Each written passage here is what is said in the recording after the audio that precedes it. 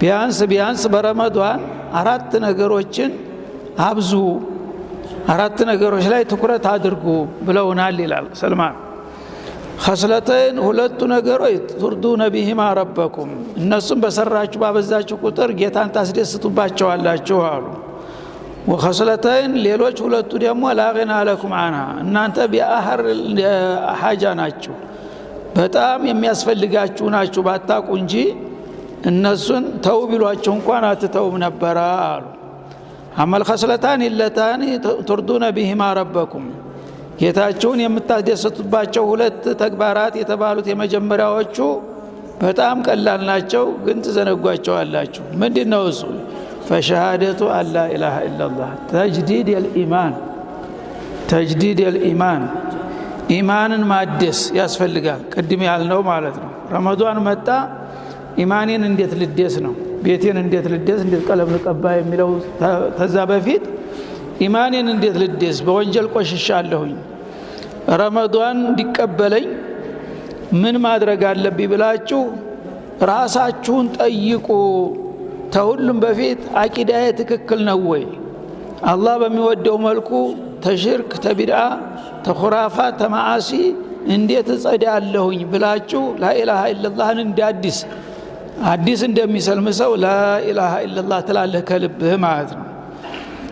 ሸሃደቱ አላ ኢላሃ ኢላላህ እንግዲህ ኢማንን የማደስ የሚለው እንግዲህ አቂዳን በሙሉ መከለስ ይኖርብናል ማለት ነው። እና በተመሰቃቀለ እምነት ላይና አመለካከት ላይ ሆነን የምንጦመው ረመዳን ቢሆንም ቦታው ምቹ ካልሆነ ውጤት ሊያመጣ አይችልም። ለምሳሌ ዝናብ ሲዘን በሁሉም ነገር ላይ ነው የሚዘንበው። ይሄ ቤት ነው፣ ይሄ ድንጋይ ነው፣ ይሄ ቆሻሻ ነው፣ ያዛባ ቦታ ነው ምናምን አይልም፣ ይወርዳል። ሲወርድ ግን ያ ዝናብ ውጤት የሚሰጠው በዘነበበት ቦታ ሁሉ ነው ወይስ በምን ቦታ ነው ውጤት የሚሰጠው? ጥሩ ማሳ ለም የሆነ ማሳ ጎበዝ ገበሬ መጀመሪያ አለስልሶ መልሶ አንጥፎ አዘጋጅቶ በተጠንቀቅ የሚጠብቅ ማሳ ያ ነው ቶሎ የሚያበቅለውና ብሩ አዝመራ ሊያመጣ የሚችለው ማለት ነው። ድንጋው ላይ የወረደው ዝናብ ምናልባት ተድንጋው ተንኳሎ ጎርፍ ሆኖ ወንዞችን ሊመግብ ይችላል።